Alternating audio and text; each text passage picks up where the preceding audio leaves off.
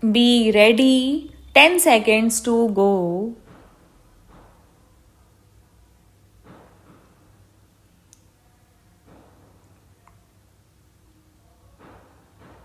Start.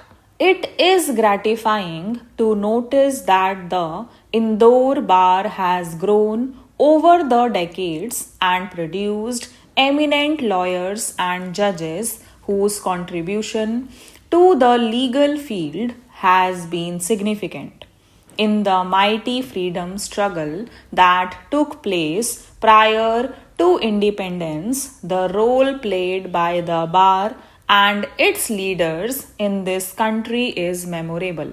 Mahatma Gandhi, who held the torch of freedom struggle with unparalleled courage and dedication, was himself a lawyer.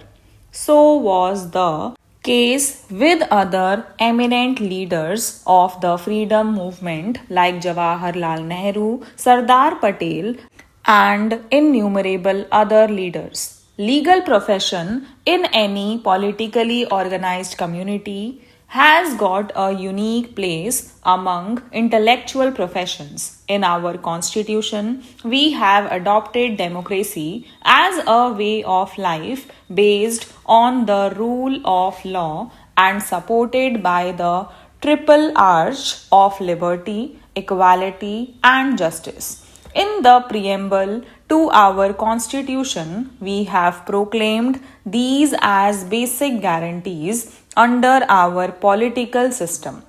As you are aware, for a democratic system to function effectively, not only should there be meaningful checks and balances of various organs, but they must all be coordinated for ensuring the progress of a country. While the legislature, as a democratically elected body, is entrusted with all the tasks of deliberation and making law, the judiciary, with all the independence as its command, is entrusted with the supreme responsibility to administer justice, and that must be done according to law. Laws are made in the legislature not for adorning the statute books but to serve the purpose of socio-economic change. They are born in response to demands arising from the unsatisfied, nevertheless legitimate human desires and ambitions. Indian philosophers consider the Dharma, which embodies different laws and duties, as supreme. The Upanishads, which echo our philosophy, observe law is the king of kings, far more powerful than they. There is nothing higher than law, and by its prowess, as by that of the highest monarch in heaven, the weal shall prevail over the strong and justice will triumph. Neither the Constitution nor laws created under the Constitution are ends in themselves.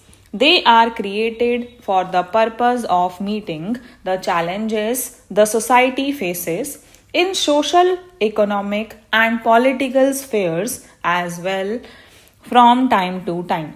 Democracy is always entitled to lean on the power of the Constitution and law for the purpose of bringing about the socio-economic reforms for its poor people, the object being attainment of a welfare state. Even though we have guaranteed freedom of life, liberty, expression, and belief inter alia under our Constitution, we have yet to guarantee freedom to the teeming millions from want and ignorance.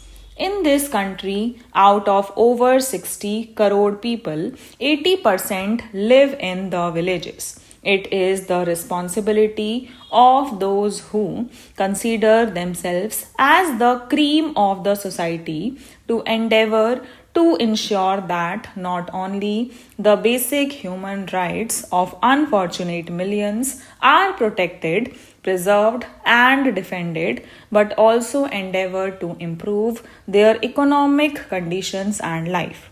We have to do everything to assure them that they need not go to sleep with empty stomachs in the night, but they can also wake up in the morning with the prospect of having a happy day for them and their families. It is in this delicate phenomenon of bringing about a socio-economic transformation peacefully by the force of laws derived from the Constitution. We desire that all intellectuals should play a very important role. The role of lawyers in meeting the challenges a nation faces from time to time has been ever unique. The legal profession is considered noble not only because the administration of justice is assisted adequately, but because the profession upholds the right of dissent and also fights for the rights of those who are unjustly deprived. In the early days of the Greek and Roman empires, the functions of a state were exclusively confined to ensure security of the state and to administer justice. Societies from time immemorial have been conflict ridden. As long as basic instincts in man continue to prevail over his actions, conflicts in one form or the other are inevitable. A state which fails to resolve conflicts through the instruments of law will no more enjoy the confidence of its subjects. It is in this context that members of the legal profession can help the courts in administering justice well and effectively. Justice should not be delayed, nor should justice be hurried.